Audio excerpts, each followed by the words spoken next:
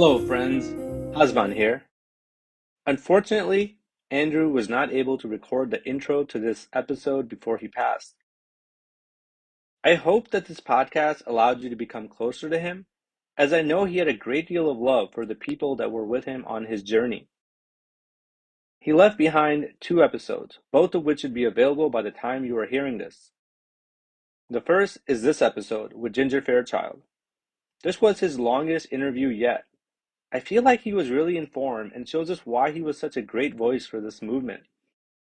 The second episode is a final transmission he left behind for us all. The final transmission is comprised of 3 separate recordings he did on 3 different days. I left some details in that episode's description about when each part was recorded. Andrew wanted the podcast to continue after his death. I am not sure what form that will be in yet, but I am open to suggestions and would love to hear from you all. In this episode, Andrew interviews Ginger Fairchild. She is a registered veterinary nurse and has a bachelor's degree in psychology. She is the widow to Sargeant Matt Fairchild, who chose MAID after enduring a decade-long battle with skin cancer.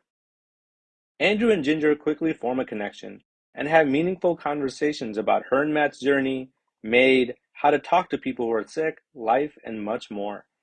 I hope you enjoy this episode as much as I did. Let's get into it.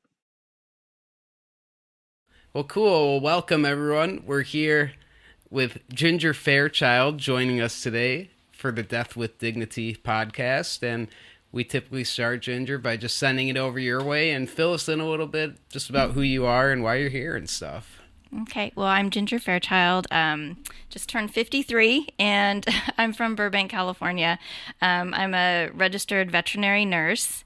I work at a really busy animal hospital in Los Angeles, right near Laurel Canyon, so we have a lot of really cool, interesting clients that come in with their animals, all kinds of cool animals too, so lizards, awesome. Snakes. We've even had a fish come in and a wallaby. So it's a really great environment, really great job. I really love it. I've been there 23 years. So that's awesome. Yeah. So I'm originally from Burbank, but have lived in Hawaii, Australia, San Diego for a really long time. I went to San Diego State, got my bachelor's degree in psychology and a minor in French. Cool. And then my senior year of school, I met Matt, a friend, my roommate actually, told me to come out with her that night. I wanted to stay home and study. It was my senior year. I'm like, I want to finish school. But she's like, no, come on out. So we went to some bars in Pacific Beach. And then there was Matt with his a fellow weatherman. He was a weatherman in the Navy. Oh, cool. So they're all hanging out, playing pool. So we just started talking. That was in 1991 when we were 21 years old, and he had just gotten back from the Persian Gulf. So it's kind of it was kind of crazy that we met on that day at that time. So and then we were together for 31 years.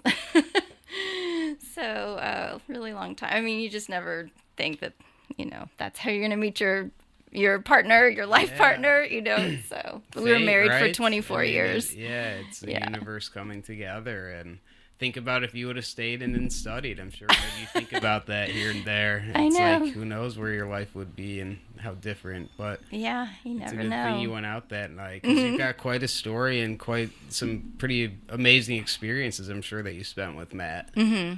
Yeah, definitely. Yeah. So, we stayed in San Diego for a long time after he got out of the Navy and then after I graduated. But then we loved films. We loved going to the movies. That was one of the things that we really bonded over when we were talking in that bar in Pacific Beach that night. We talked about movies. Cool. So, we really bonded over that. And then, so he wanted to work in film, and we moved back up to LA. And he actually worked in film, which was really amazing, and got to work on some really cool movies in the late 90s, early 2000s. And then after September 11th, he went back in the military. He just felt this pull to go back in. So he did that and was an air intercept controller. So he was the guy on the ship who would talk to the planes, the F-18, or the pilots in the planes, the F-18s, and land them on the ship. Cool. So it was really awesome. Yes. Sure. Yeah. He loved it. It was exciting. He went to Top Gun to train. Nice. So he then at the end of that 4 years, his father passed away suddenly. So he felt the need to stay home after that. So he got back out, still had a lot of connections from the film industry, and then worked on another movie with a director and a movie called Street Kings with Keanu Reeves and. Well, Keanu Reeves is like the main guy. There's a lot of guys in it, but movie. yeah, I don't know if I've seen it, but I've definitely heard of it. Yeah, David Ayer directed it, and then he went on to direct a lot of other big movies. Sure. Yeah, so they stayed friends, and he was actually they bonded because David had been in the Navy as well at the same time that Matt had been, and stationed in San Diego. Sure. So back in the 80s, the early 90s. So yeah, so that was kind of cool, but. Yeah, so then he worked on that film, but then after a couple years out again, he felt that pull back into the military. He wanted to have the structure of the military again. Yeah. So he went back in. He went into the Army for the last part, and was stationed out in Georgia and Texas. So he was in Korea for a year. So then I guess it was... when he was first diagnosed with melanoma, was 10 years ago, last week, actually. So we were on vacation in Florida and having dinner with his mom and sister, and got the call from the dermatologist that one of his moles came back as melanoma. So real quick, I have to acknowledge and say how cool that was that Matt... in and out of the military, and also that he had that passion for film and followed that. And I just think that's so fantastic when people take that risk and go into the field of something that they really enjoy. And for him, hopefully, it wasn't as much of work or whatever as it was, and being able to, have a good job and enjoy doing what he did. Yeah. So that's really cool. He loved it. Yeah, we got to one night. We just flew to New York. We had to take a movie to New York, and he called me at work, and he's like, "Do you want to go to New York tonight?" Cool. So I was like, "Sure." So it was really cool. We got to go to Soho and stay there for a few days. And he went to the Cannes Film Festival, and nice. We just got to go to some red carpet premieres, and just a lot of really cool things. That's but awesome. it was scary. It was like a huge, like, really, are you really want to do this? Because he had to intern for a little while, but he was hired on really fast. So yeah. But it was just so cool that he just, that's what he wanted to do, and he just did it. He was so focused on doing it, and that's how he was with so many things. Was just like, that's what I want to do. I'm going to focus on it, and that's it. There's nothing else that's going to get in my way. So yeah, certainly commendable, and an attitude that I think we need a little bit more of today, having that drive and that desire. How about with the military experience? Did he ever tell you kind of what drew him to that, or... because it sounds like he was pretty young initially when he went into the Navy. Yeah, he was. He had joined even before I got out of high school, but what it was Top Gun, the movie. Yeah. Oh, yep. Cool. Because it came out in 1986, and he graduated from high school in 1988. So, that's just, he joined, and that's what brought him out here. So he's stationed in Coronado. Very cool. Yeah. Very cool. I dig it. And just, he loves structure. He loved, so it was great for him. Yeah, absolutely. And not a horrible gig in terms of just, I guess, employment and, like you said, structure, benefits, things like that, income, stuff like that. So, yeah. And he's from Ohio. So he ends up on the beach in Coronado. Right. Like, they're all going, Yeah, it's a dream. as a weatherman. But I mean, it so was. what did that entail, the weatherman piece? Is it like literally he's checking the weather and keeping everyone up to date on like what's going on out there? Pretty and, much. Like on the storms are ship. coming in? Yeah, when they're out at sea and stuff. that was more of like the work, but he would joke around like in Coronado that they would be like, "It's nice today. Okay, let's go play football." Right, right. Yeah, no kidding. The ideal spot.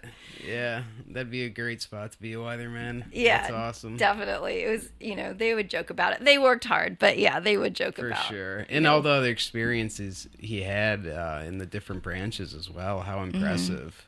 Yeah, and he got to see the world. I mean, he was in Dubai. He went to Australia a couple times, Japan, Thailand, Singapore, Korea for a year. Yeah, he was all over. So,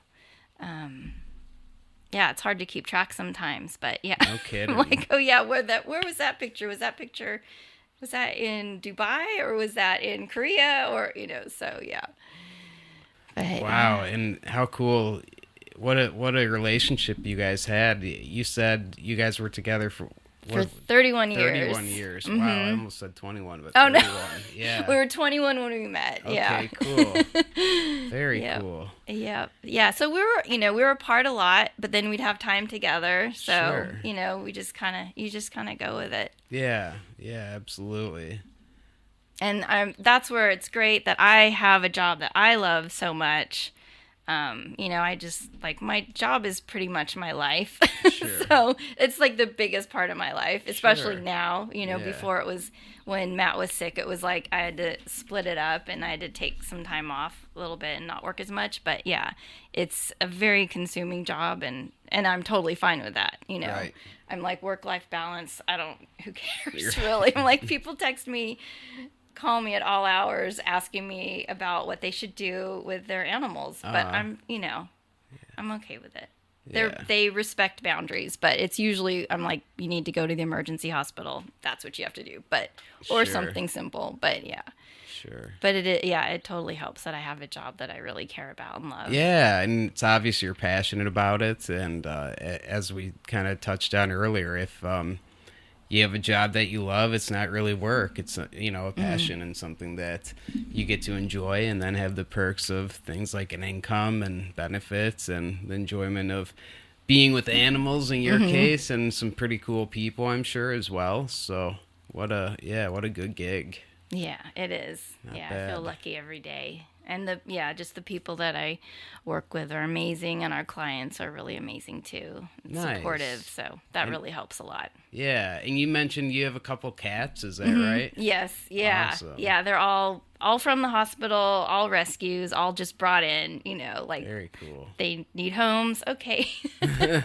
And one of our last ones had been attacked by he was brought in because he'd been attacked by a dog, but so he had to have a leg amputated. So I'd send Matt videos of this guy. I'm like, look at him, look how amazing he is. Look at him. And Matt would finally say, okay, just bring him in, bring him home. Let's see how things go. So Nice. But yeah, they're all rescues. They're all so they're just so supportive of me, and Yeah, they for give me sure. lots of love. And they're totally, we were talking before, just animals are so special to people, and it's like they're almost like these guardians in a way. Really I think are. about, Jackson quite a bit, and how he's been sticking around by my side, especially the last few weeks. I haven't been feeling as well, so it's been nice to have him keeping an eye. And I was going to ask, too, how about with Matt? Were the cats, do you think, more involved during his time when he was sick? Yeah, they definitely were. Yeah. I think that they kind of sensed that something was off or different with, his body or just everything going on in your life. Yeah, they did.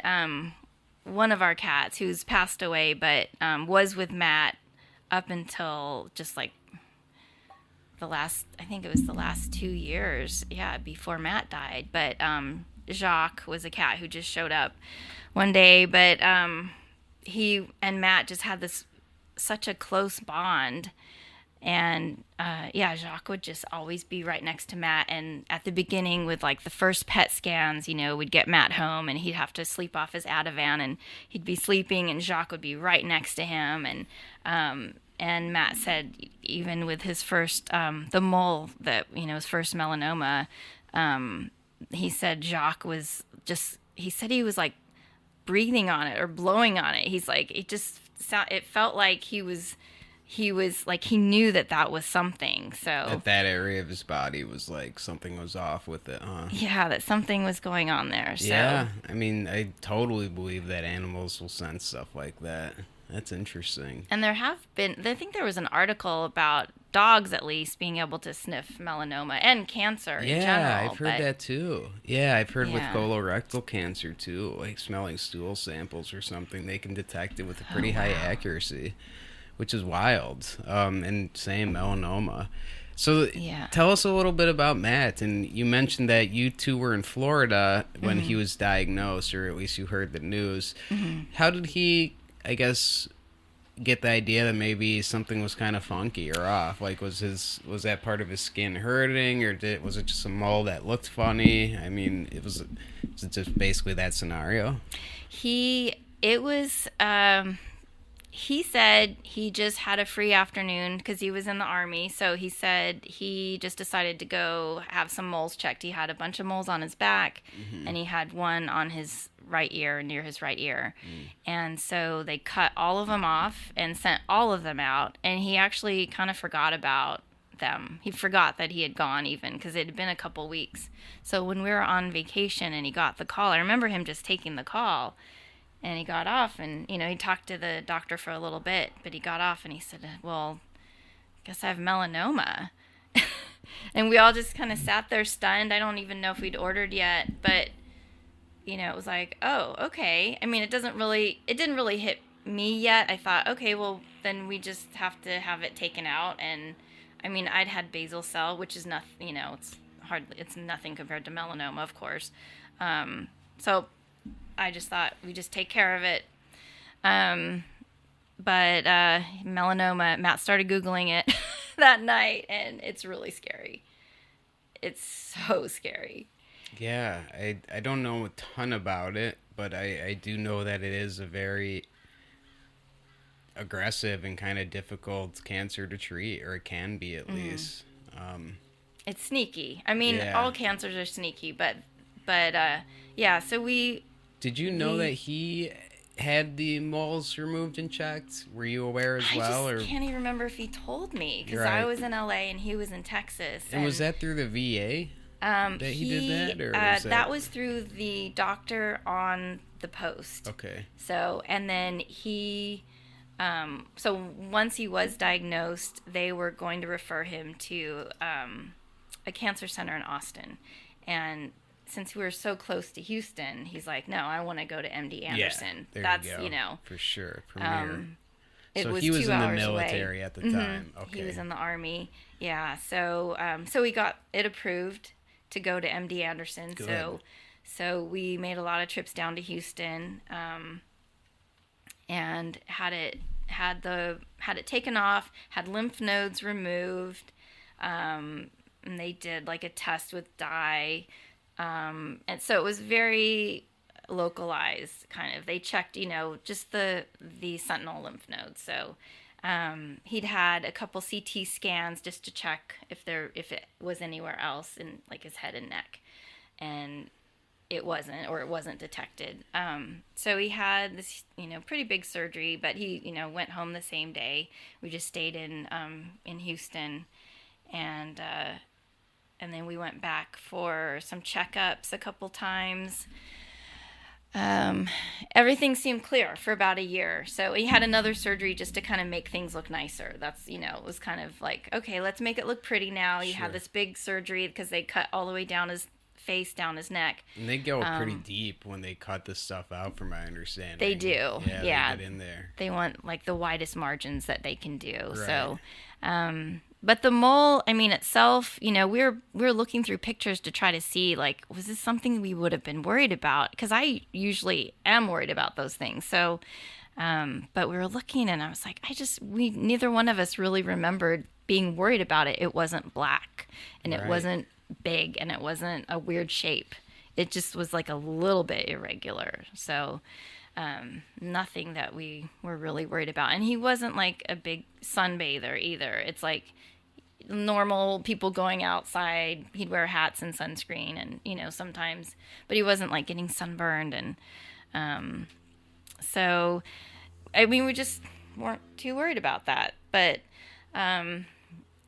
so as the year went on after the first 2 surgeries, and he'd have the scans and just to check things and everything looked clear, but he was medically retired from the military. After you have melanoma, you get medically retired. So it took about a year for that to happen. Then he came back to California, and when he was driving back, he was kind of feeling his right side of his face, and he felt like a little lump near his ear, just a little bit above where the original mole was. And when he got back, you know, I felt it and I was like, well, maybe it's scar tissue, you know, maybe it's just like it's still healing. But we went to UCLA. He found a melanoma specialist there. And we got in like the very end of July. And I said, can this be scar tissue? And I remember he like whipped his head around. He's like, well, we will have to find out. You know, he was just, you know, like I was so in that, like, we're done with this. This is, you know, this isn't happening anymore. Right. So, yeah. So then we went in for a needle biopsy, and I remember the doctor was asking us a lot of questions, and he just seemed really concerned. And I thought, well, maybe that's just how he is. He was like, do you guys have kids? And just asking us questions, but he just kind of had this, I don't know. And I don't know, maybe he didn't know anything, but it was just kind of this a strange feeling. So a couple days after that, we got the report back that it was melanoma. So I think that's when it really hit really, really hard. So, because Matt had been looking at, you know, all of the, you know, he'd been Googling everything and just, you know, scaring himself. And I was trying not to be freaked out by it. I was kind of just like, you know, let's just wait and see, and then we'll freak out. But then it came back melanoma, so it was like, all right then, okay, so this is bad. This stuff is scary. Yeah, so then we went back to talk to the doctor. They couldn't do the next surgery for 6 more weeks, so Matt was like, Was that just because they were so their busy? schedule, I guess. Yeah, UCLA. So Matt was just, and I remember him getting really angry. Did they say anything?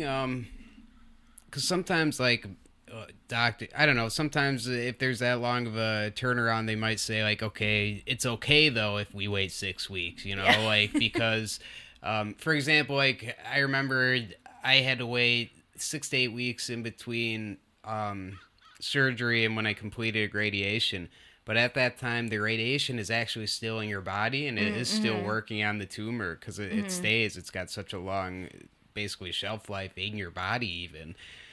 So they're not as concerned at that time during the interim, whereas there might be other scenarios where it's like, we got to get this out now, like we're getting in next week type That's thing. what we thought it would be, and I think that's what he wanted too. So Right. I mean, naturally, I think. I mean, and because at MD Anderson we got in so fast, Sure. you know, and MD Anderson is like this just city for cancer. I mean, it's like a all mecca cancer. It's of- incredible. yeah.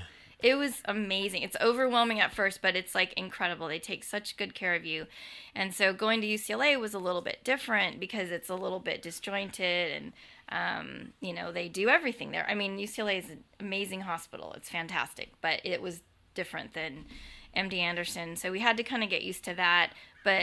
And so you kind of feel a little bit on an assembly line. Like, you know, the doctor said, okay, now go to the scheduler. And, You can pull it even. Oh, a okay, little sorry. closer. There you go. oh, Yeah, there we go. Okay. you go. Perfect. So we were just waiting in line to, like, sitting there waiting to go into the office. You see, like, the person before you go in, or you're, like, sitting and waiting and seeing the next person go in, and then they come out. And then, you know, so we're just Yeah. sitting there waiting. And then we go in, and she's like, okay, so your surgery's going to be on this day. And Matt was like, fuck that, you know? And I was like, Matt, come on, that's when the surgery is. So he was really angry, and I was like, Yeah. well, okay, hold on. We'll figure this out. But anyway, so we left, and he was so mad. So I started thinking, I'm like, well, we've got other hospitals around here. So I know someone who went to City of Hope. Let's do that. So he got the approval to go to City of Hope. We went to City of Hope. That's all for cancer. They got us in within a week to have the surgery. So, and we had an amazing head and neck surgeon there who had actually trained under the head and neck surgeon at UCLA. So it was kind of cool. Yeah. She's like, oh yeah, that doctor, he's my mentor. So, so that was really cool. You know, all these weird little cool things that you find in cancer, but you're like, okay, good. Then she's great. And she was amazing. And it was, I think like an 8-hour surgery that time. She took out 60 lymph nodes in his neck and shoulders. And I think did she have to like cut down his further? Shoulder, basically. He neck a little bit. Yes, so he came out with like an ampule drain thingy. So so that was a bigger surgery. He stayed overnight, and then I took him home. How'd he feel after that physically? Pretty banged up? Yeah, he was. He's pretty out of it. That was a much bigger one than the first one. Right. And then it was kind of like thinking of what's next after that. Like, okay, we know it can come back. And he'd had a PET scan right before that because he was having some strange, like, he was having migraines and like eye twitches and just some strange things were going on. So they were concerned about it being in his brain. So they did a brain MRI, they did a PET scan, and it was clear. So it was all clear. After this surgery, he said, I don't want to wait again. So I want to do anything, like a clinical trial, anything. So City of Hope didn't have a clinical trial for melanoma. He, didn't qualify. We went back to UCLA. There was a clinical trial. The melanoma specialist there was happy to have us back because we left. He's like, I'm so glad you guys are back. We have this clinical trial. He did another PET scan before that clinical trial. So we were going in to find out what he would get, like if he's going to get this drug, that drug, I can't remember if they were telling us. I think they were going to tell us which one he got. It wasn't like double blinded. Anyway, we were nervous about it. We knew one of the drug options. We'd read about the side effects. They were really awful. So we were really nervous about that. The other drug was supposed to be a really good one. Anyway, so we were going in thinking about that. His oncologist came in, was shaking, kind of shaking his head. He's like, well, you can't do the trial. It's in your brain and it's in your bones. So it had gone into his brain, into 5 spots in his brain, like a lesion on his cerebellum, each side, his pituitary, and then a few other places. It was kind of like a smattering of melanoma in his brain, in his bones, so in his lumbar spine, his sacrum. There's like spots on his ribs. He said, you can't do the clinical trial, but there is a new chemotherapy just FDA approved. So you can do that. But he said, it's getting it approved by your insurance company because it's $20,000 a month. So then we had to go on that quest of like getting this approved. So that took a little bit of time. It finally was approved. It's 2 pills, oral chemotherapy. And then we had to find out about a compounding pharmacy that we could get it from, and where his oncologist wanted to get it from. The insurance company didn't want to get it from there. They wanted to get it from somewhere else. There was a lot of back and forth in the end, and it was so stressful. At that same time, my grandma had died, and then one of my cats had a heart condition, and he passed away. So it was just this, really kind of crazy time. And that's one of the worst parts is the fighting with insurance, and because so much of it's out of your control, and it's like you want these people to just understand, like, we're human beings here, like, throw us a bone, like, we're just trying to get by, and it almost seems like there's no empathy or understanding, and then you wonder, it's almost like it is a for-profit system, our medical care, and it's like, well, geez, someone's getting rich here, and they're probably getting rich off of us, and it's just kind of It's sad to It can think be very that. discouraging, and I give you credit for navigating that because it's hard. Yeah. And then with all that other stuff going on, Yeah. geez. But Yeah, so it's a lot. you guys were working on the chemo and the approval. Mm-hmm. Did it end up getting approved? It did get approved. Okay, Finally, good, it took a good. couple weeks to get approved. I mean, I remember him outside of my grandma's house, when after she had passed away, and he's on the phone, talking to the insurance companies, and he was getting transferred around. But, eventually it did get approved. I mean, I just still have that vision in my mind so clearly of him, going through that and just like, breaking down in tears of like, what do I have to do? Yeah. Yeah. So in the end, we ended up getting it from a compounding pharmacy in West Hollywood, and we just drove over and got it, instead of having it sent from Florida, which is what the insurance company wanted to do for some reason.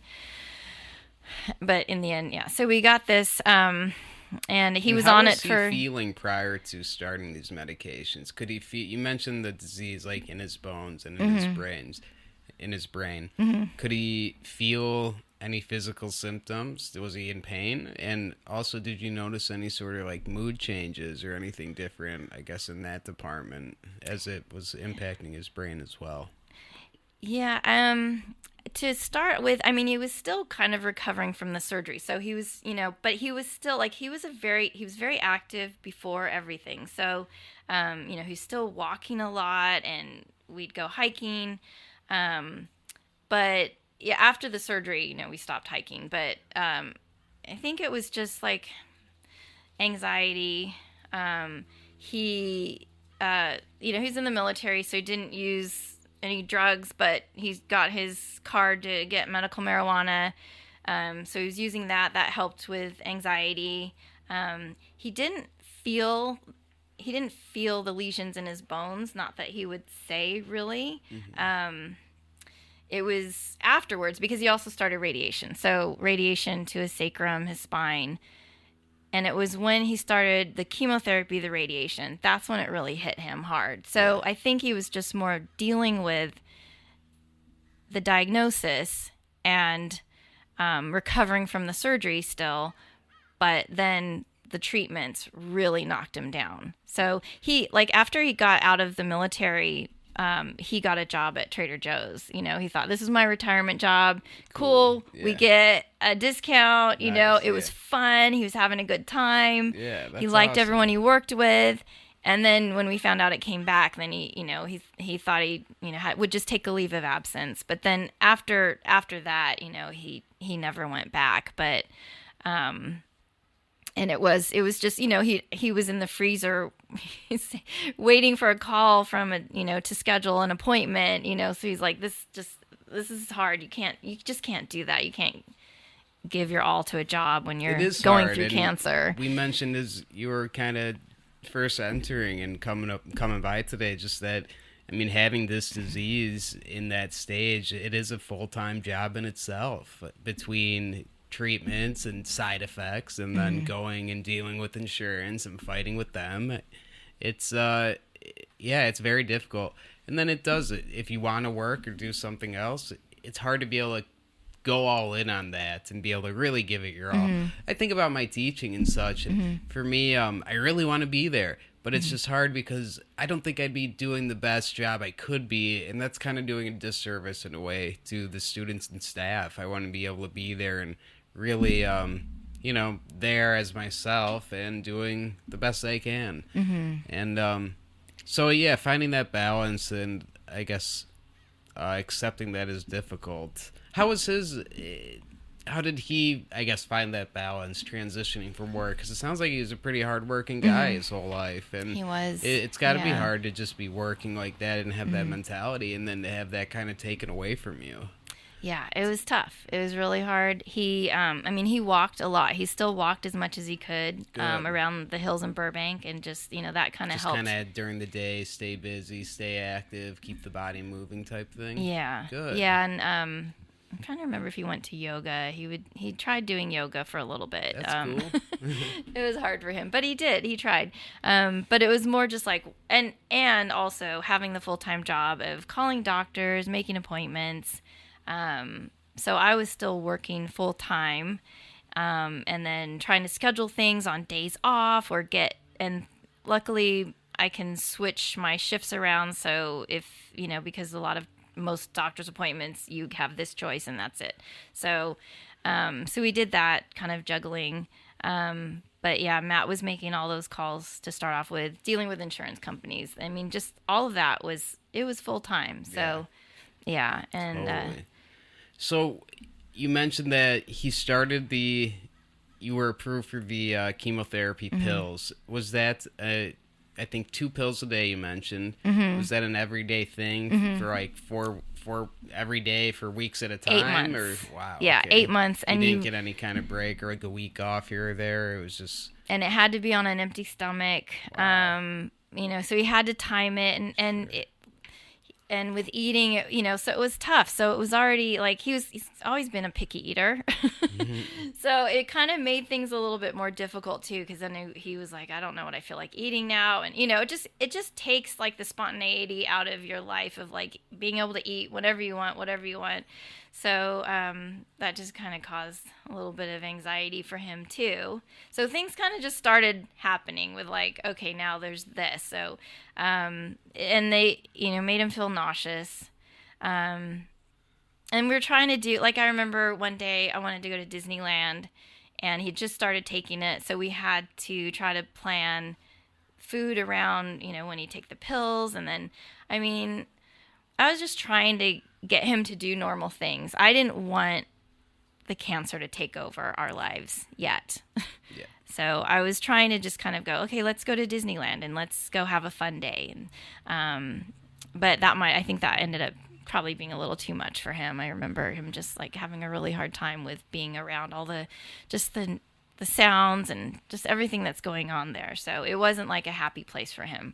Right. So, so that was really hard. Yeah, I remember, we wanted to drive down to go to Balboa Park in San Diego for the day. And, and I wanted to walk all the way the whole park like we used to. And just, we walked so much and, it was really hard for him, so, and so I think I was starting to realize that, this is really taking a toll on him. Because I was always thinking of him as like this Superman, like Matt can get through anything.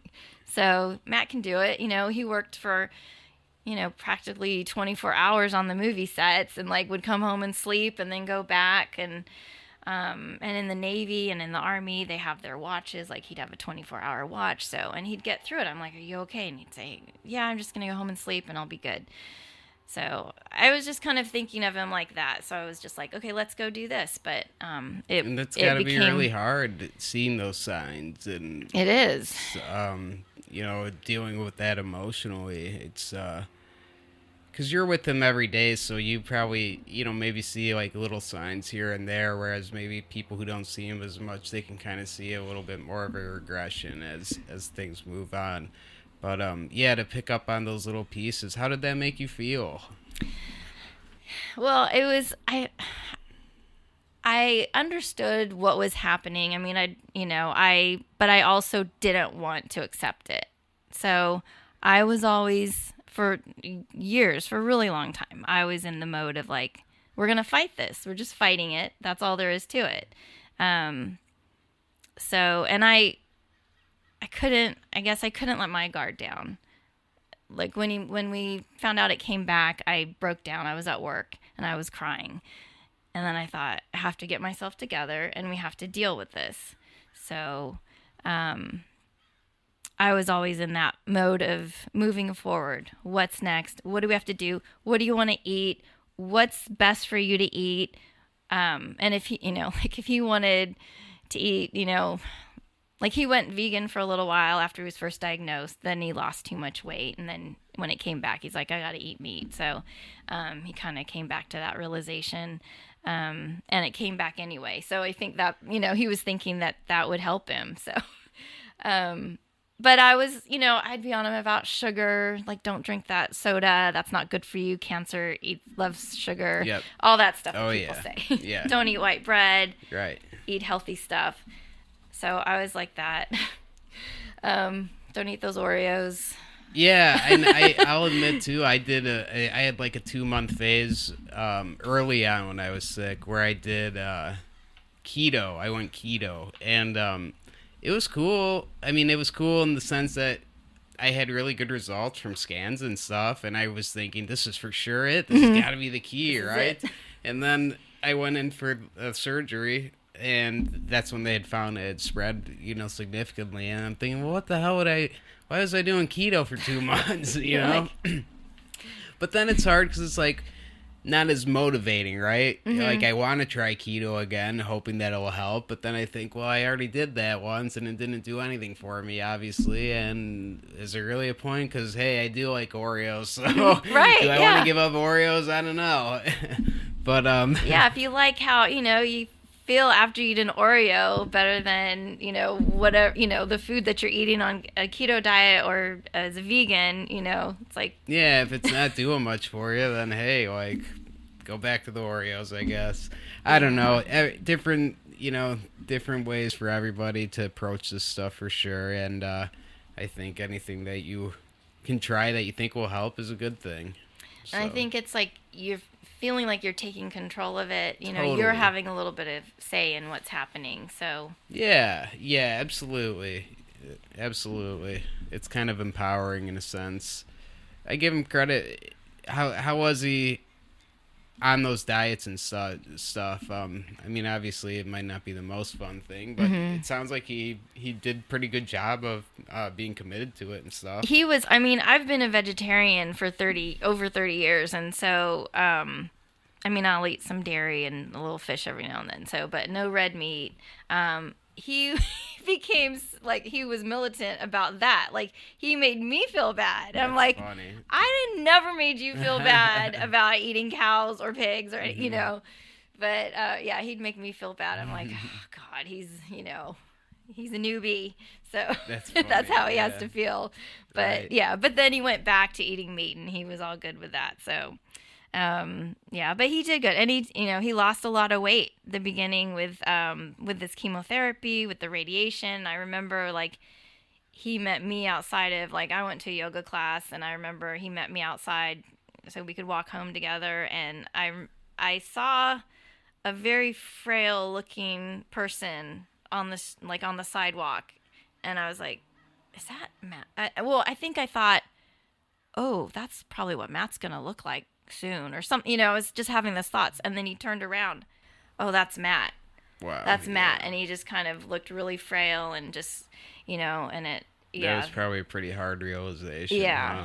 yeah, because he was like, 6 feet tall, 180 pounds normally. So then he like dropped weight like crazy, and yeah, so and it's hard to remember exactly like because they were hitting him with radiation too. So and the radiation made him so sick.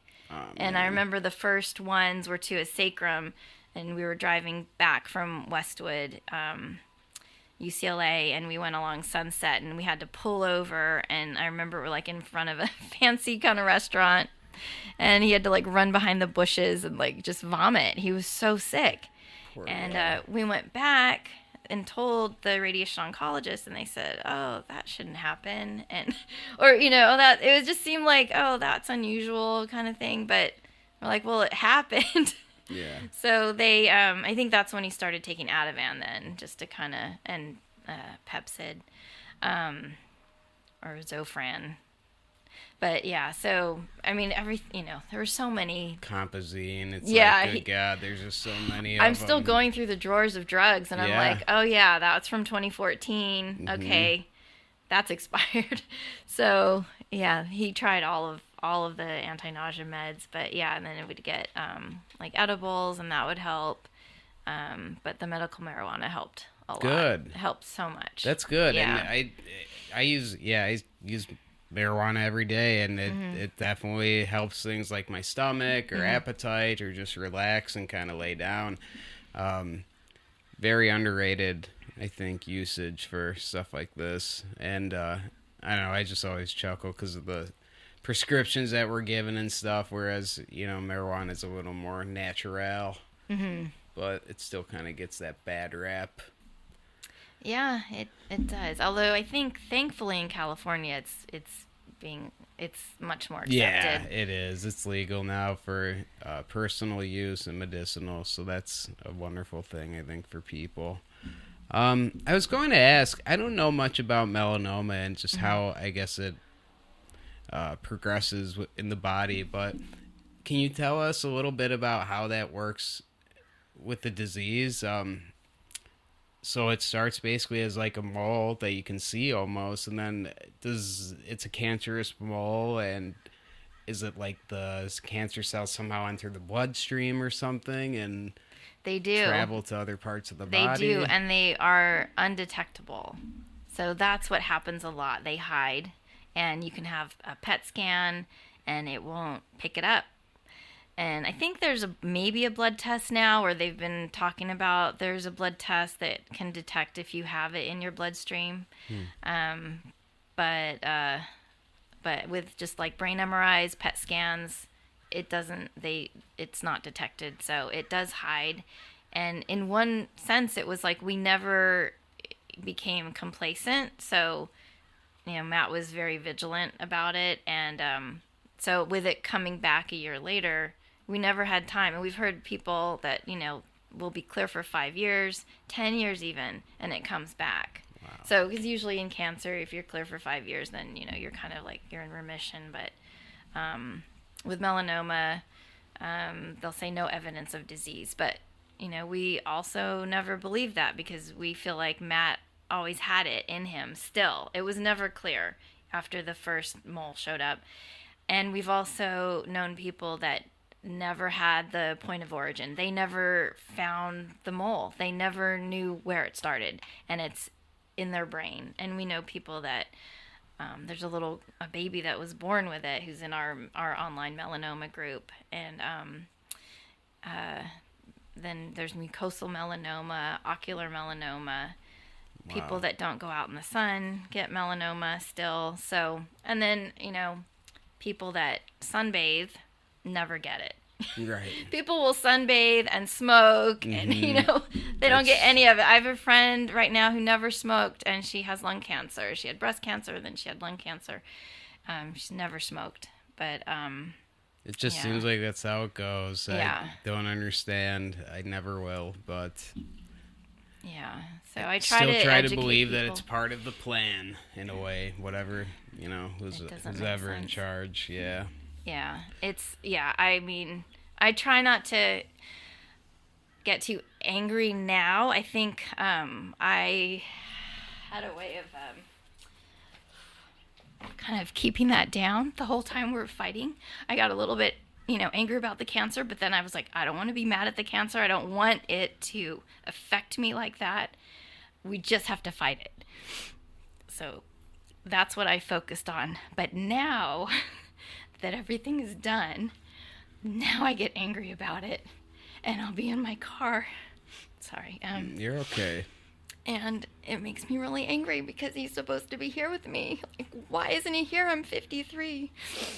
But I don't want to be, like, pitiful about it, I don't want to feel sorry for myself. But I do get mad about it because it's like, I mean, you understand, it's like, And it's okay. why? Yeah, it's Why? important to feel that and be angry And we've met so many people, and that's where I'm like, I mean, everyone has a right to feel angry, but I know so many people that have gone through so much, and Matt went through so much. So I think that's how I tried to stay zen about it, but it's like you kind of push things down. Now I kind of let things, I have, grief therapy, I talk about things, I let things kind of come to the surface a little bit more, so I have to acknowledge these feelings of anger and sadness. But when Matt was alive, I almost wouldn't let him acknowledge the sadness of it because I was in this like forward motion, like we're just fighting it. There, at the end, it came to a point where we're not fighting it anymore.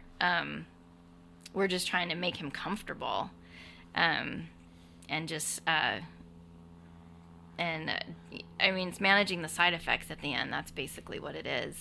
But Can I you mean, tell us about what that process was like? That's okay. Just yeah, that absolutely. regression and when you guys kind of knew that fighting it was kind of not as much of an option anymore. Yeah. So after 8 months of chemotherapy, we had been told, and we'd read the study that there's kind of a window of time where there's a rebound with this chemotherapy, and that people die if you don't get it in time. So we would go in, I think it was every 3 to 4 weeks, go in for the checkup with his oncologist, his melanoma specialist, blood work. I think the scans were like every 3 months, the PET scan. And it's hard for me to remember because he was also very sick. Like, he'd have to be hospitalized. He had these horrible, they called them fevers, but he didn't have a temperature. So he'd be sweating and shivering. Yeah. And he'd have to, God, yeah.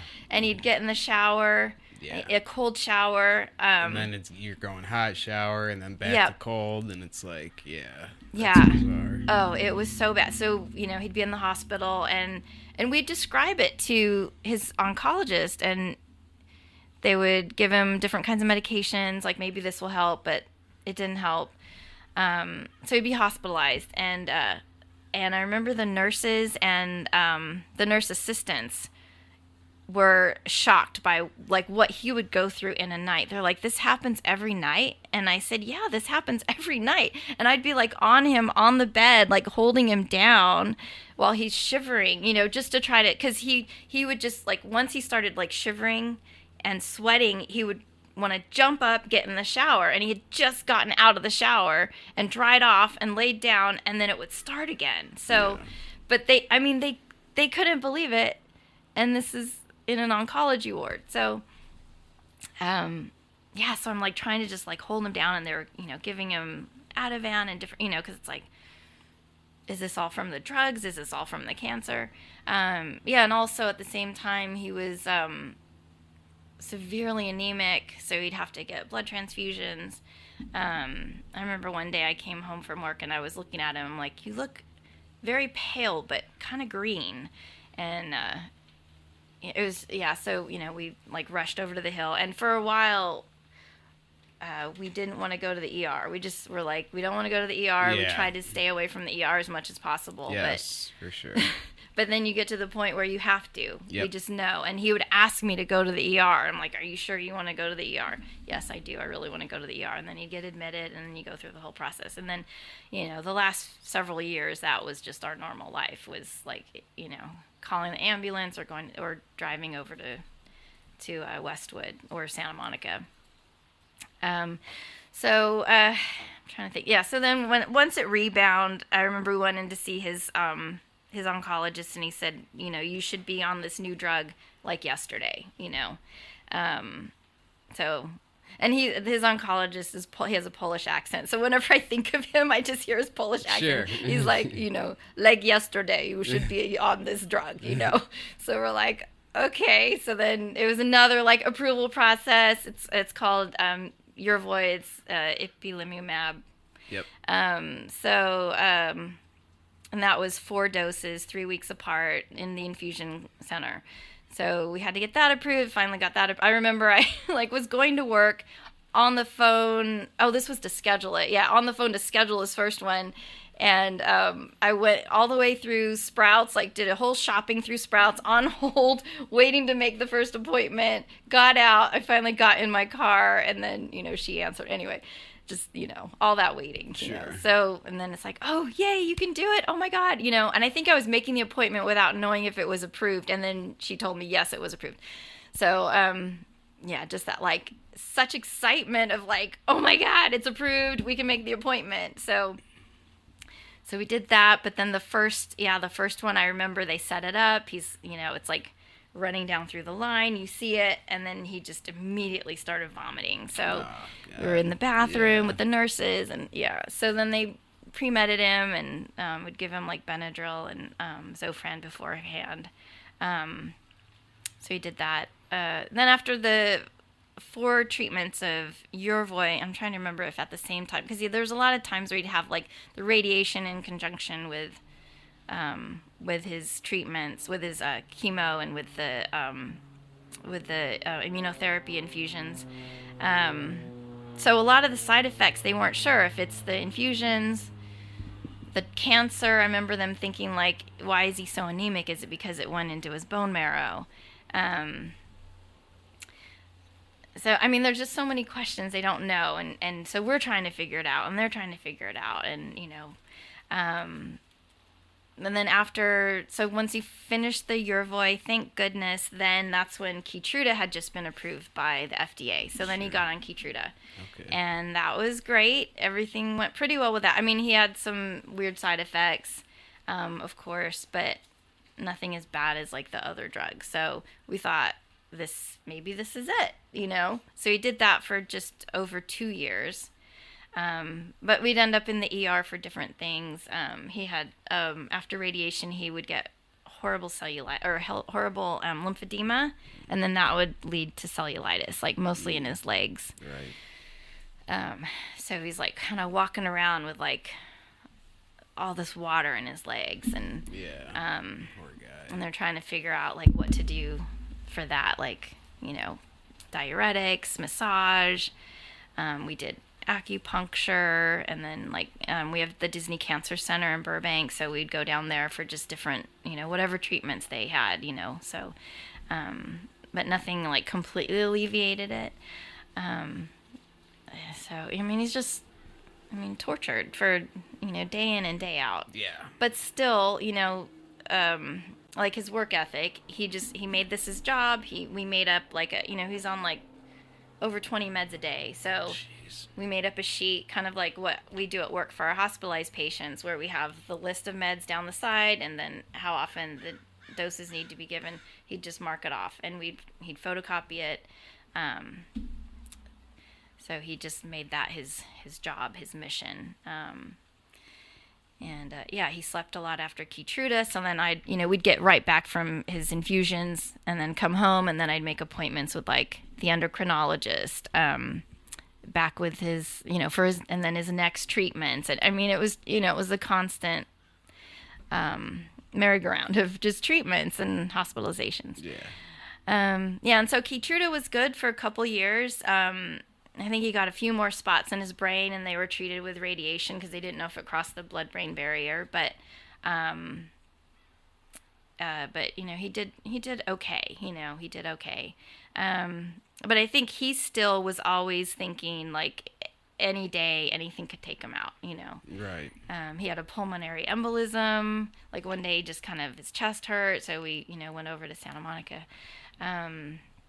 And then the cellulitis several times, and that's, that can get really bad too. So and then he was on IV antibiotics, and then we'd take him home. He had the PICC line. Yeah. Do the unison at home. Sure. Yeah.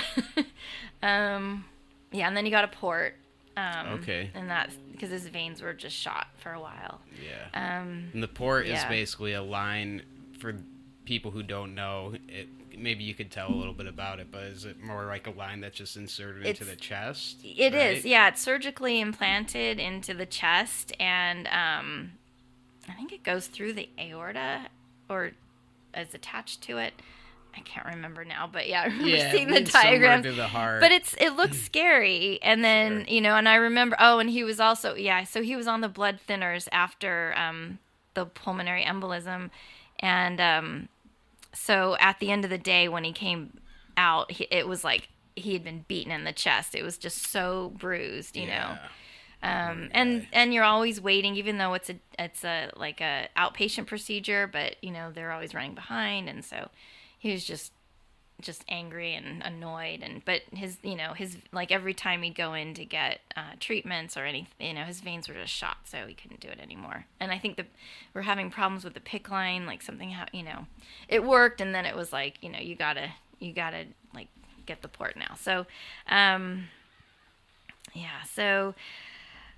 but with the Keytruda, eventually he had so many side effects, like his scrotum blew up like really big. Oh, like man. So that was another, just from like the fluid buildup and stuff. Yeah. And again, it's like his oncologist said, I can't think of anything else it could be. So they put him on he was already on steroids at this point, and they had to put him on like a higher dose of steroids to kind of like suppress his immune system, because the Keytruda revs up the immune system and, like, you know, helps it work to fighting the cancer, but then it does other things in your body that they never, you know, nobody knows what it's going to do. And we've known other people that have had to stop it because it like attacks the liver, or you know, just wreaks havoc in other ways. And then there's other people that it really helps and they don't even have any side effects. So you just never know. So then he was off of the Keytruda, but after that it was more just managing all of the side effects. So you know, going to see his neurosurgeon, his oncologist. We went through like 5 endocrinologists because he had just such crazy things going on with his endocrine system. Yeah, we got a palliative doctor. He saw a palliative specialist for years, I think like 6 years. He just managed his pain, would switch up his pain medications, because he did start having horrible pain after the radiation to his lumbar spine. He had, it was horrible pain, and eventually his spine disintegrated where the melanoma and then the radiation. So then he had to have this huge back surgery to kind of like rebuild his spine. And that was on March 13th, 2020. So we were at UCLA, Santa Monica, as the world was shutting down. It was shutting down, yeah. Jeez. Yeah, and he actually wasn't breathing on his own. We knew he would be in the ICU after that, but and the surgery went longer than expected. And I remember the surgeon came out and told me, okay, it's going to be just a few more hours, or I think it was another hour, and then it was another hour. Anyway, it was long. And then at the end of the day, I'm just kind of sitting there right outside of the waiting area, and he came in and he said, well, he's not breathing on his own. And, you know, I was kind of a little bit paying attention to the news, but not really, you know, seeing kind of some crazy things were happening out in the outside world. And a friend who had melanoma actually came and sat with me for the day, made sure that I ate, and she finally had to leave, and, you know, I said I'd be fine, but then his surgeon came out and said, you know, he's not breathing on his own, he's going to be up in the ICU, you can go up and see him in a little bit. So we had to keep him asleep, because every time we tried to extubate him, he couldn't breathe. So yeah, so I went up and saw him in the ICU, and, you know, it's like 10 o'clock at night when we'd been there since, like, you know, I think we're up at 4 and at the hospital at 6. So, just kind of a weird day. Yeah, it just feels like time almost just stops. Mm-hmm. It's like a weird time trip almost. Like, yeah, it's very odd. It makes for really long days. Yeah. But then they just you just float through it, and, you know, I'd be on social media and people would be asking me questions, people would be texting me, and then my friend being there, it kind of kept me busy, you know. But then that night I remember calling his mom and just letting her know what happened, and, you know, she stayed pretty calm about it, but, you know, I'm sure that's really scary to hear that. Yeah, so he was in the ICU and unconscious, you know, I guess like kind of a medically induced coma for a few days. I think it was St. Patrick's Day that he kind of started, that they were able to extubate him. But I remember too, I went home to shower, had a friend there. You know, in the meantime, businesses are closing, people aren't going to work. You have to wear masks now. I remember that day, yeah. I didn't even have a mask on, which is so weird to think now. I remembered somebody walked by and coughed too, and I thought, later on, I have it. I'm sure I have it. But I had an antibody test, and Matt actually tested positive. He had an antibody test because he found out somewhere that day he'd been exposed, but he didn't find out until later. Right. But his doctor ordered an antibody test, and he had the antibodies. So, but he was also getting the treatment already, like the high dose steroids, and IV antibiotics, and he was intubated. You know, he was on these huge bottles of propofol. I remember seeing them because I use propofol at work, and they come in like 20 or 10 milliliter bottles. But yeah, it's like the huge bottles of propofol, and just, you know, all the tubes going in. Yeah, so then he, you know, I wasn't sure if he was going to get through that, but he did. He got through that, so it was pretty amazing. Yeah, absolutely. Just the stories you're telling and the side effects. I'm sitting here just shaking my head. What a warrior the guy was. I mean, unbelievable. Yeah, he was. He really was. Yeah. So, what can you tell us about medical aid in dying, and if that's something, uh, I guess that you guys had heard about, or, yeah, let's start there. How did you hear about something like MAID? So he heard about it. I think that it was Brittany on the news. I think that might have been the first, because that was like it's at the end of 2013, I think. Right around there, yeah. That she yeah, had exactly. 2014. her brain I think tumor. real early in 14. Yeah. And I'm trying to remember when we saw her on People Magazine in the infusion center, and then also Christy O'Donnell in LA. She was LAPD, and she was in the news because she was fighting the state of California to have the end of life option. So she was on the news. So Matt reached out to her, and she was amazing and just like wrote right back. I think it was on Facebook, a Facebook message he sent her. And then we actually ran into her in the oncology office, wow. Within a week or two of like him reaching out to her. And we're like, Right. oh my gosh, with her daughter. She was incredible too. So when he started talking about medical aid in dying, I think, it was like 1 or 2 years in. So he was first diagnosed in 2012. It came back in 2013. 2014 were like the really scary time, like hard, the beginnings of the really hard, scary times, I have to say. It's like the beginning of it.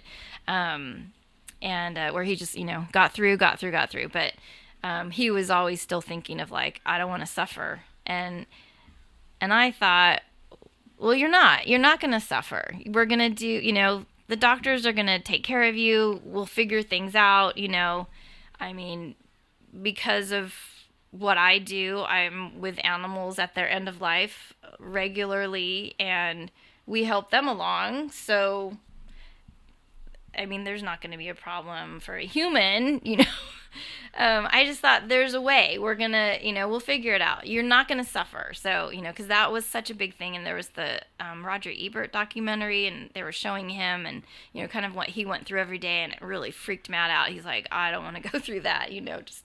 But I mean, I think what Matt went through in the end, it was longer, and it was, it was really bad. So, I mean, Matt did go through a lot, just with his pain and, all of his side effects. So, so then I think Christy got him in touch with Compassionate Choices. So, and I'm trying to think of like around the time, because it was like 2016 when it was trying to become a law in California. Yeah, right. I think in June of 16, I think is when it was like signed into law. June basically. 9th. Yeah. I remember June 9th was a big day. Exactly. So we did some interviews with like local news, and then CNN, Sanjay Gupta came out and talked to us. Cool. So that was really amazing. But in the meantime, it was kind of like, okay, well, we're working on it. It's like on the back burner, but we're still fighting this disease. We're still fighting it. And it was almost like, I mean, at this point too, it's like, I know this is our life. This is what we do now. This is, fighting this disease, making Matt comfortable. It was never like that. Like, when's he going to be in remission? I never felt that ever again of like, it was just, we're in it now. This is life. And so also too, when the pandemic hit and people were talking about going back to normal, I'm like, there's no normal. There's no normal ever again for anybody. This is what our life is like. Everyone else gets to experience this now. You got to get used to it, Totally. So for us, it was almost like, I don't think it hit us as hard because we'd already been through it. I agree, and I had that same feeling. I remember when things were shutting down and about a month in, and people were really stir crazy. I remember thinking, like, this is what I've been doing for so long, and this is kind of what it's like in a sense. Minus, these people aren't necessarily as sick per se, but Right. yeah, it's like, yeah, you kind of get a taste of what it's like to, I guess, be in this position in a sense. Yeah.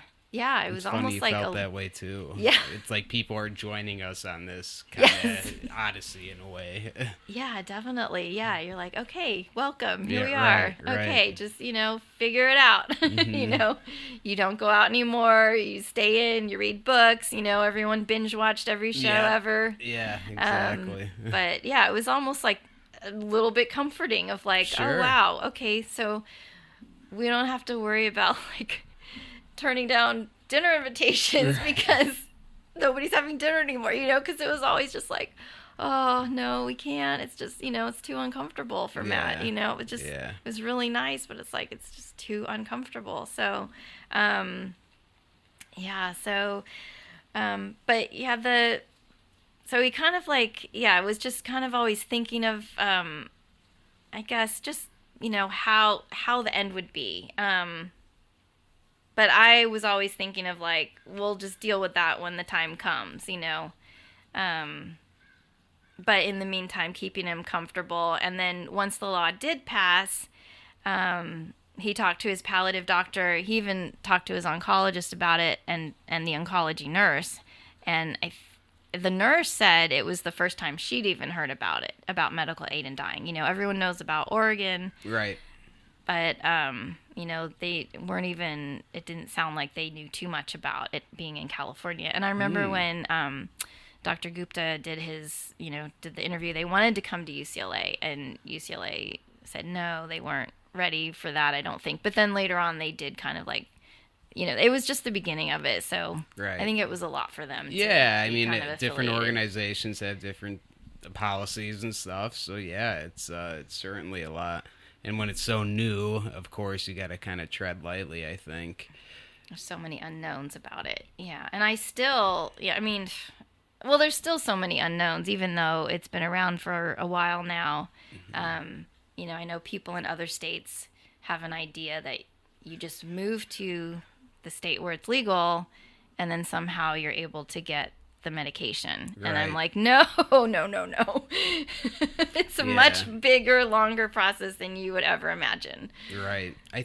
I want to say New Mexico might have just, New Mexico might have offered something along those lines where you don't have to be a resident technically, but I'm not positive. I'd have to go to CNC maybe and ask them about that, but yeah, it's not it's, I think the process certainly varies for people, and it can be very, very grueling and difficult, or in my case, I feel very fortunate because my doctor was very proactive and just very helpful with kind of getting things going. But can you tell us what that process was like with Matt, and kind of going through the process of, obtaining, I guess, that prescription or that okay to use medical aid in dying?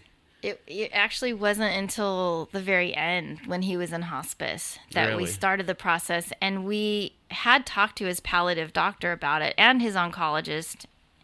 But that last week, he'd been having a lot of pain in his lumbar spine, and his, I think one of the steel rods or the titanium rods had broken in his back. So he was in pretty bad pain, and we'd been in and out of the ER a couple times, like right before Christmas. I think it started like the end of November, when he was just having such awful pain, and we'd go in, they'd give him like doses of Dilaudid every 2 hours, really high doses.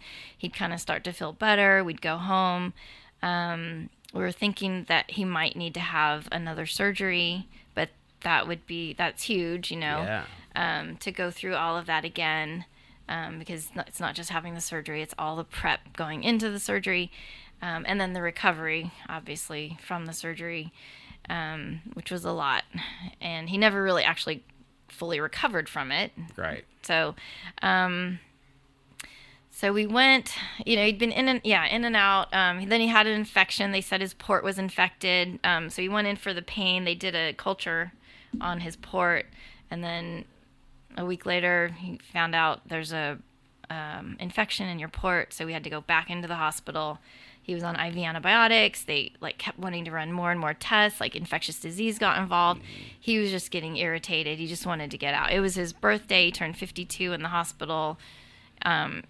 He's like, just get me out of here, no matter what. I don't really care. And so they're like, well, we can prescribe this really expensive IV antibiotic. And we're like, well, just, okay, just do that. Whatever you have to do. So we went home, and then we had to, they had taken his port out. So he had to get a PICC line. And then again, it's like, when's the PICC line nurse available? And I mean, it was this whole crazy thing again, because they only work certain times, or they only work Monday through Friday, and they're not at every hospital. So they finally let him go home, and it was against their medical advisement, but he just wanted to get out of there. So, and then I think we ended up down, because we live in Burbank, so there's also St. Joseph's down the street from us. It's a smaller hospital than UCLA, but they have some UCLA doctors. So we went down there for some of his pain too, and had to call the paramedics. And just, they could barely move him because he was so bloated up from the steroids too. So he gained a lot of weight.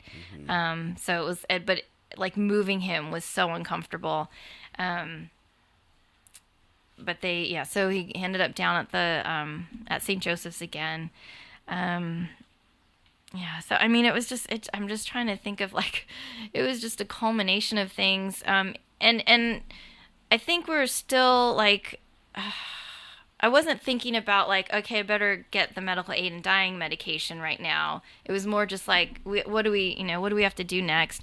I remember his PICC line came out something snagged on the sleeve, and it pulled out, and this was right before Christmas. So I remember scheduling the appointment, finding this new facility, a UCLA facility in Thousand Oaks. So we're like, oh yay, they can get us in. It was so exciting. We're like, yay, okay, yes, we'll be there. So got him in the car, which was always very difficult. He had a walker.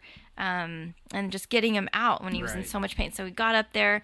That procedure went well. It was almost okay, we won this little small battle. We driving home feeling happy, relieved. And I don't know if he was thinking of medical aid in dying at that point. I wasn't. I think we were both thinking okay, maybe he's gonna need to have this surgery. Okay, let's think about that. So. But then he had this PET scan planned in January, the beginning of January. So he'd been in and out of the hospital. It was several times of back and forth. He was never comfortable. He couldn't sleep for very long because if he slept for very long and he didn't move, he'd wake up in excruciating pain. Yeah. So he never knew how he was going to feel when he'd wake up.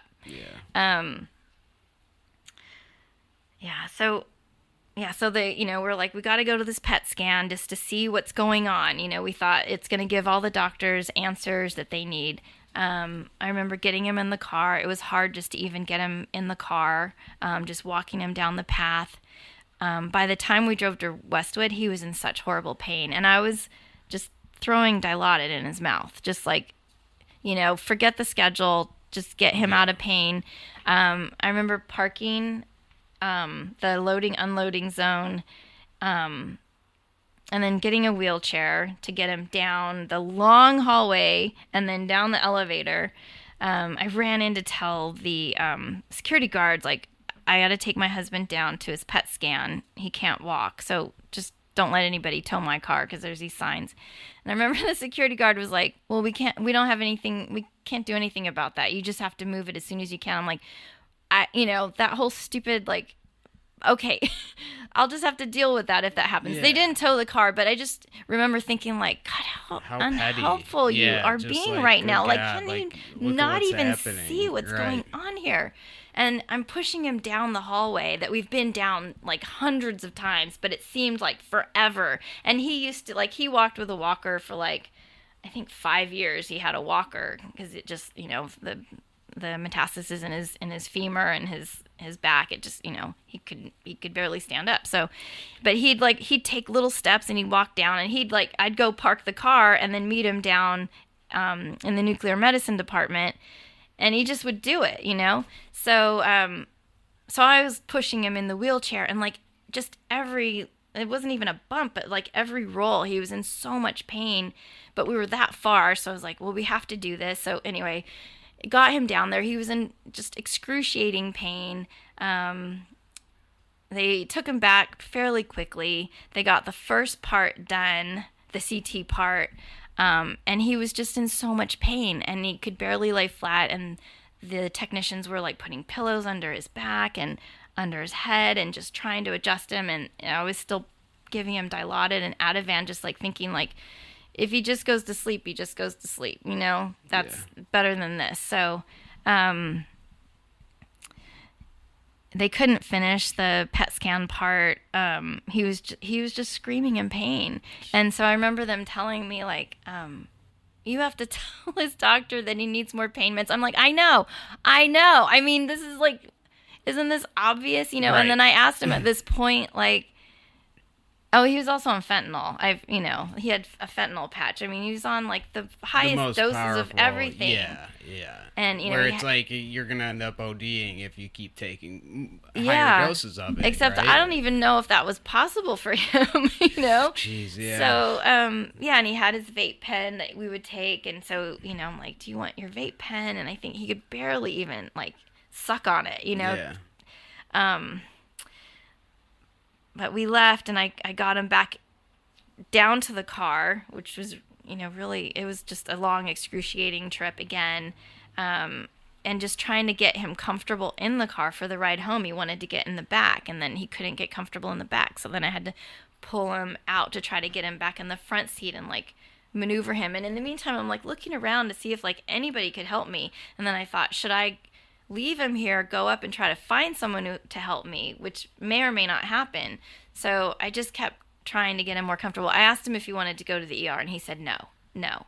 So I finally got him home. I think I got enough, he got into a position, got enough Ativan and Dilaudid in him that he would kind of doze off for a little while, but if I hit any kind of bump or went around a curve too fast, he was in pain again. And then I got him home. I ran over to our neighbor's house and asked our neighbor to help me get him in and get him out of the car. So got him into bed, and then I called hospice right away. Why did you make that decision to call hospice? Did you just think this was the time? Did you know internally or subconsciously, or did you just think did you know I have to call them? It's time. Yeah, I didn't even think about it. It just kind of happened. Well, what I thought, he'd already been set up with it. Okay. Yeah, so, but it wasn't full hospice. Sure. So they would just check in. I think if he needed IV antibiotics, they helped with a few different things. Okay. Over, I think it was a year that he had been signed up with them, because I think things had happened enough that he was close enough that he thought, I need to. So, but it wasn't full official hospice. So sure. It was kind of intake meetings hospice. Yeah, sure. So I think what I thought was, we need a hospital bed. I need nurses coming over. We had home nurses already, but they just come over to change the bandages on his legs, because he had, all these sores on his legs from the cellulitis, and he'd fallen too. So he had these wounds that never healed completely. So, sure. But we had nurses coming over for that, but not round the clock nurses. So, and I had a friend who knew someone who had a home health aid business.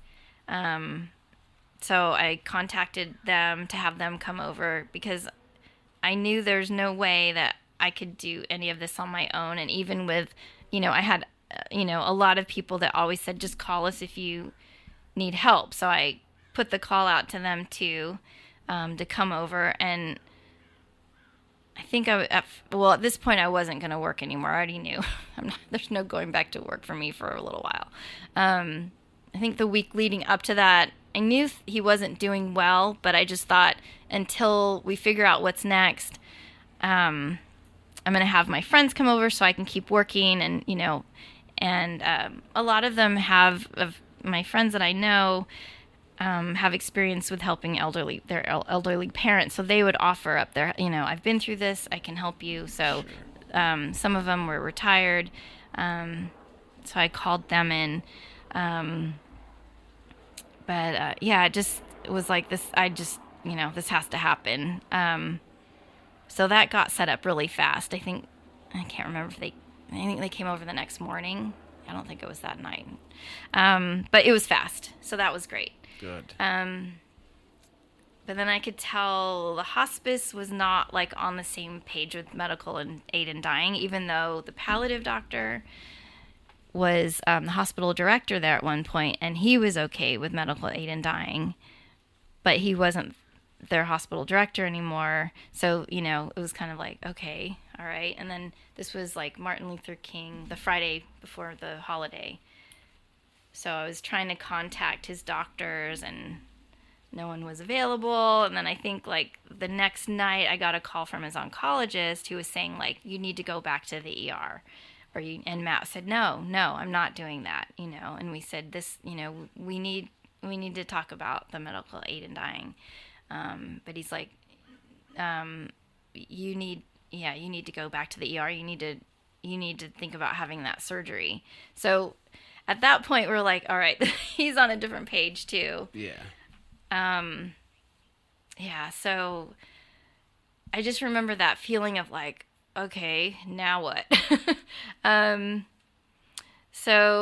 still like moving forward, that's when I contacted Compassionate Choices, started to find out about a patient advocate in Los Angeles who came over. And I talked to a few different people that were telling me like different ways to go, or there's this doctor that can prescribe it. You have to, So in the end, the patient advocate was amazing and extremely helpful. And it's like we had people in common that we knew, like there's a cancer support center in LA called We Spark, and she'd actually been on the board there. So, I mean, Cool. It was just kind of interesting, like just the connections kind of. So she came over, and that's kind of when things really the ball started rolling. And there's concierge doctors. So, but in the meantime, she was saying, well, I know of one doctor, but you have to have a second doctor. So send messages out to to the rest of his team and see, if one of those doctors can be the second doctor. Yeah.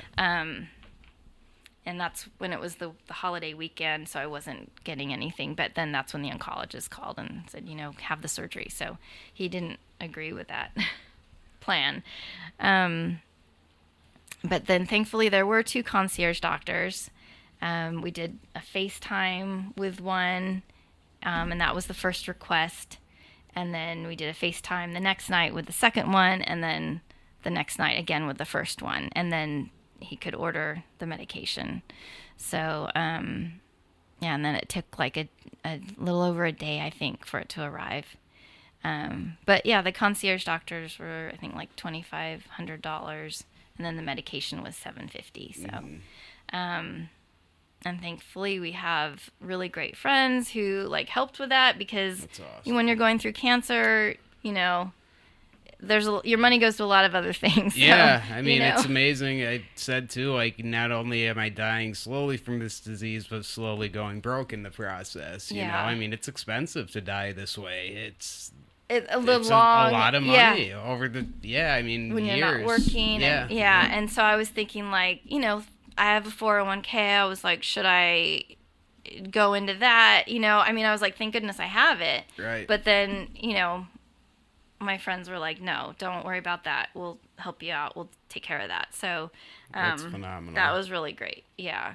These are all cat people. All people, that I know through work or through coworkers, or, I mean, I'm like, they all came through. They all are amazing. And then, I mean, also to Matt's friends in film, Matt's friends from the military, Matt's friends from high school, everyone was really helpful in this end process. I mean, all through it, but especially I felt, even though people couldn't be with us physically. They were all with us, like spiritually, emotionally.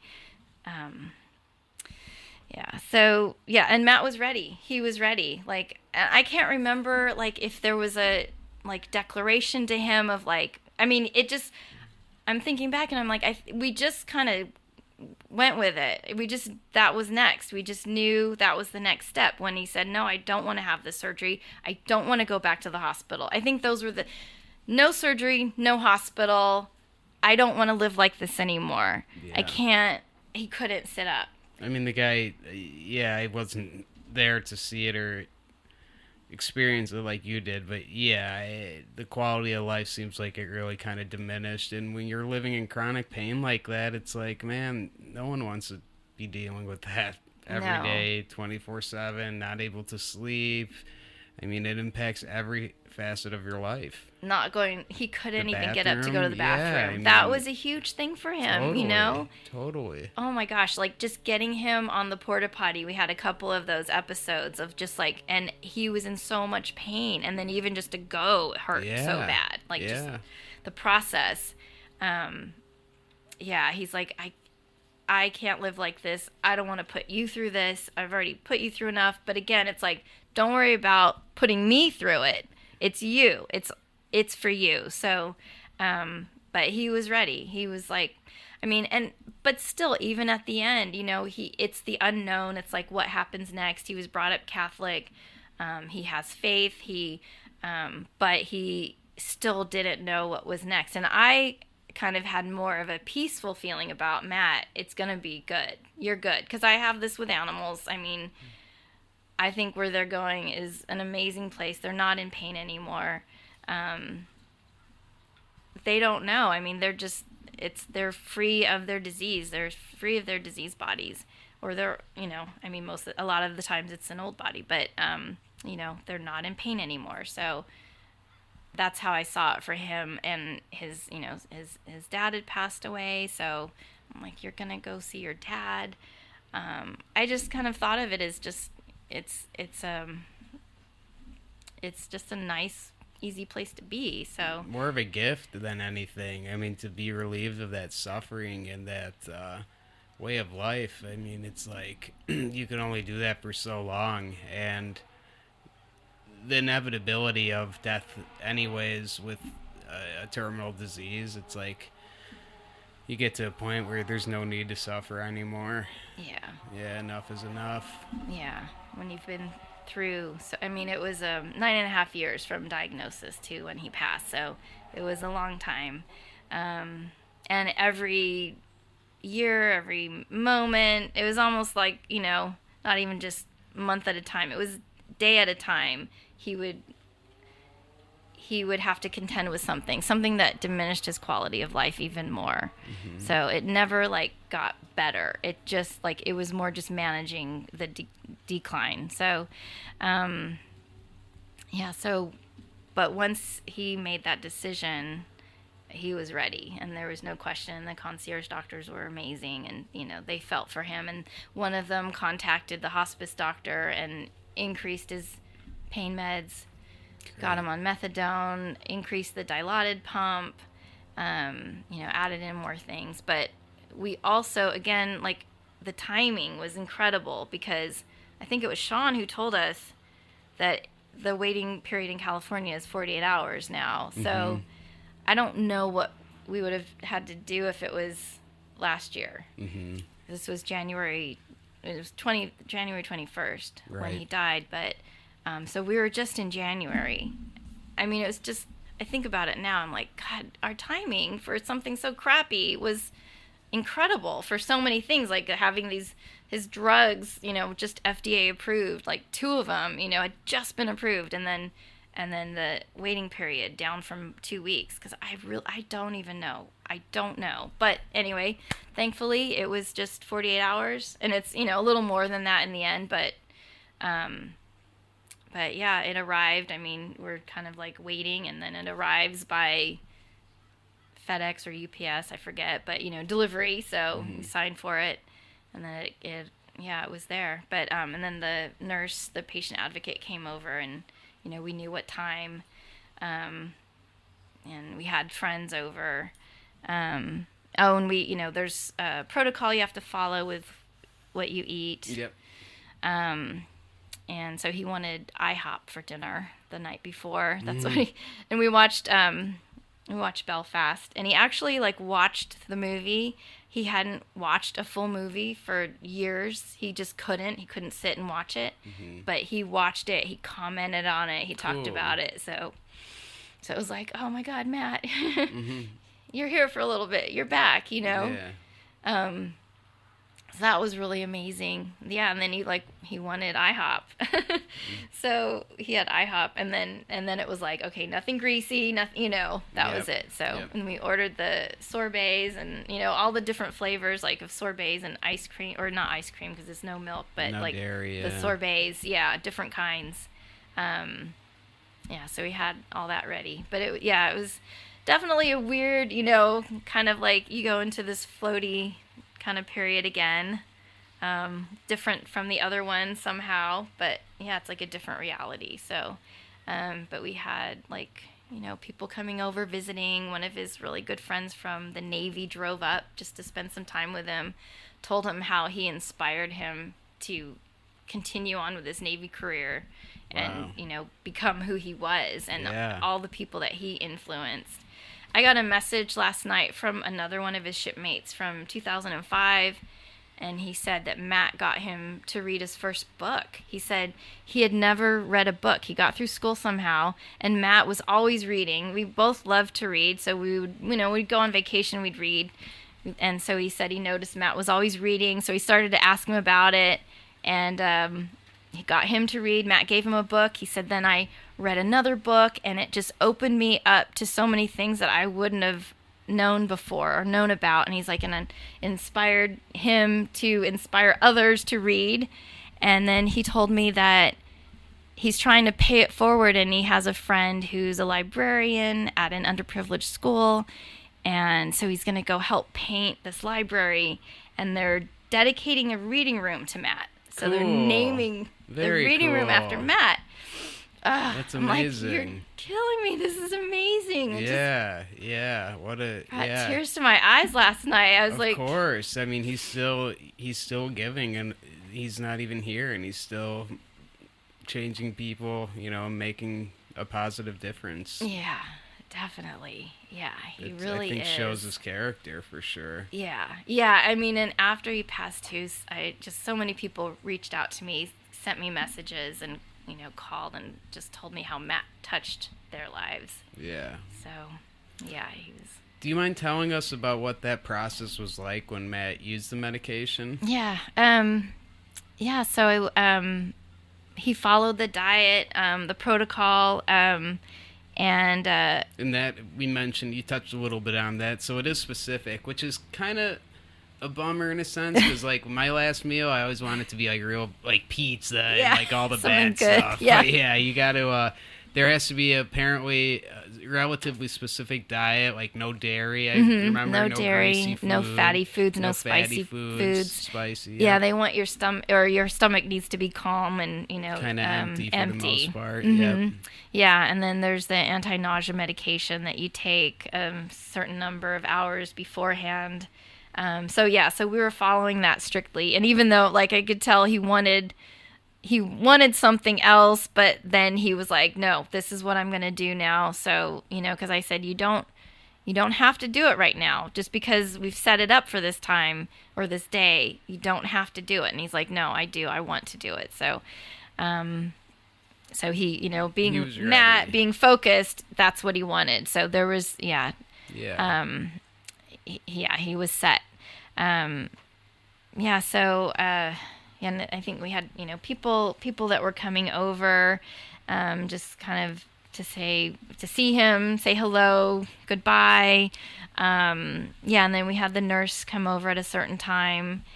And she mixed it up. It's a lot of powder, because it's heart medications, sedatives, morphine. I think Elavil is one of them, and morphine, and because I know some of them from animal medicine and just from also what he's been taking too. Sure. But just it's like a huge cocktail of like a bunch of different drugs that work on everything. So yeah, because I guess they had to stop using the what was it called, the Seconal. That was what they used at the beginning, but they had to stop using that or I don't know if it was like a supply. So they came up with that whole cocktail, and so she mixed it up, and you get I think she mixed it we got apple juice because she said it can be water, apple juice. It's kind of bitter. She mixed it up, and then I think that's when I started to feel really sick. Kind of hit me. I felt like it punched to my gut of wow, this is really happening. So she mixed it up, and as soon as she did it, he was just he took the glass and just downed it. It's a lot of liquid. Yeah. Kind of choked, coughed a little bit, or actually for a little while. I think some of it went down the wrong way. So he coughed for a little while. But he also coughed a lot anyway. That was normal. He coughed a lot. That was a big part of, his problems too. Was he was just constantly coughing and it hurt. But once he kind of calmed down, we just kind of tried to keep him quiet and calm and lay him back and then, he wanted everyone else besides me and the nurse to leave. So they all went outside. And I just sat with him for a while and just talked for a little bit. And the nurse was talking me through it, letting me know what would happen. And it took a little while for him to kind of go to sleep, just relax. I was holding his hands the whole time, we were holding each other's hands. But it did take a little while, I think, because she said, his body's just so used to fighting. So it took, I think, a bit longer than normal.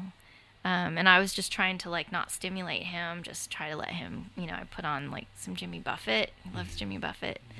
So just the quieter, calmer, and then he just kind of then he's pretty slowly drifted off to sleep, but he was breathing for a really long time. So he just, but then the skin changes colors. But yeah, it was, I think it was very peaceful. Good. Overall. Yeah. Good. Yeah. So, I know I'm just how does it, when you're talking to somebody, how do you feel when you're talking to someone who's been through it?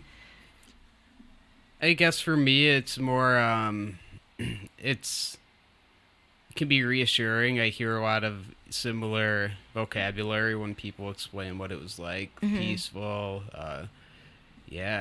serenity, and just, the person, falling asleep, basically. It seems like a lot of these people just, you fall asleep and that's it. And I always said that that's how I want to go, just go to sleep and not wake up some days. So, I hope that, if it comes down to using that medication, I'm comfortable with that idea, and we'll just kind of see how things play out, I suppose. I hope I don't have to, but right, yeah. It's there as a tool, and one of my biggest fears is that I would just refuse to quit. And you mentioned it. Matt was such a fighter, and even towards the end, his body would just fight, and that's what I had explained to my doctor, which is how we got onto the subject of medical aid in dying, and kind of learned about it from there. So for me, it's a tool where I feel like if the time has come and the body just won't let up, then maybe use it. So we'll see.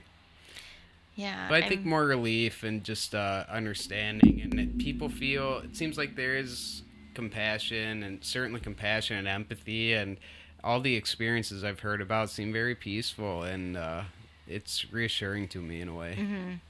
Yeah, it is. It definitely is. And I think it's kind of strange to go from fighting it and then going okay, this is it, this is what we're gonna do now. Totally. But it's ending suffering, and that's it's what's going to happen anyway, but you're not going through further suffering. You've already gone through years of it. So, and I try to remind my family of that too, just that this will be, it'll be a gift in a sense, because by the time I'm, needing to use something like that, the body will be in pretty bad shape. And yeah, I don't think people should have to deal with, that type of suffering. Yeah, I think we should show compassion in a sense. And that's a way of showing compassion to people. Yeah, definitely. I mean, we do it for our animals, so. Right. Yeah, and I think about my dog too, who had that experience, and it sounds silly, but like, man, the best gift I gave Dora was a way out. She coincidentally had a brain tumor, and she had all these just horrible seizures and getting lost and confused and crying, and it's like, that's no way for her to be living, but so yeah, when it was her time, it was a gift. Yeah, she just went to sleep, and that was it. And it's nice to be able, I mean, for humans and animals to be at home rather than in the hospital. Matt wanted to be at home, not in the hospital. Totally. I know some people that will, they want to bring their animals in because they just can't, I don't know, they don't want to remember this spot at home, but most people find it more peaceful to be at home. And I know Matt did not want to be in a hospital. That was it. And I know that if he had to go back to the hospital and have a surgery, whether he would have even made it to the surgery, he would have died in the hospital. Right. And that is absolutely not what he wanted. So it definitely was a gift. Yeah. So, yeah. What else would you like to share about this experience, or like our listeners to know about medical aid in dying, or Matt, or just this process and your odyssey with cancer? Well, I think it's hard to not feel completely alone in it when you're going through this. And what I'm hoping, and what it seems to be now, is that, I mean, and we're lucky. We had a lot of support too, but sometimes you feel like you're fighting against the medical community for what you need. I mean, I wish that I could have gotten him psilocybin for his pain and anxiety, and I just watched the documentary on Netflix, and I was like, my friend and I were like, everyone should have some tea, and I've never tried it, or, I never, like, I've always, like, I'm good, I don't, but I know for, like, depression, anxiety, pain, like, pain is such a big thing. Anything people can do to get out of pain, I'm, like, just, and all, for me, too, I'm, like, at the end, I was, I think the last few years, I was, like, eat the Oreos, eat the meat, eat whatever you want, it gets to a point where I'm like, it doesn't matter. Just eat what you want and whatever makes you happy. As long as it's, I mean, sometimes it affects the health. Like if, I think eating a lot of dairy wasn't really good for him too, because he'd like cough a lot, but he liked dairy. He liked milk. So that was like kind of a little battle in his body. But I think it's not giving up the, using medical aid in dying, because I know that's like a thought, but it's not giving up at all. It's actually being proactive and, ending someone's suffering. But, and I'm just so grateful we're in California. We're somewhere that medical marijuana is legal, medical aid in dying is legal. It's 48-hour waiting period. And I think it's just, constantly kind of talking about it. I try not to talk about it too much. It's like my whole thing now is like, will you adopt a kitten, or do you want to know about melanoma or medical aid in dying? I'm like, okay. I have to, can't talk about all those things all the time, but but take a kitten anyway. Or definitely adopt, don't shop. So but yeah, it's just awareness and education, and just like letting people know about it. If anybody can ask me about any of those things, and I'm really happy to talk about them. and I might cry a little bit, but it's okay. I mean, Yeah, it's totally. more just like kind of getting the word out there that there's a lot of really sick people in a lot of pain, and they deserve to have this as their end, their end of life here.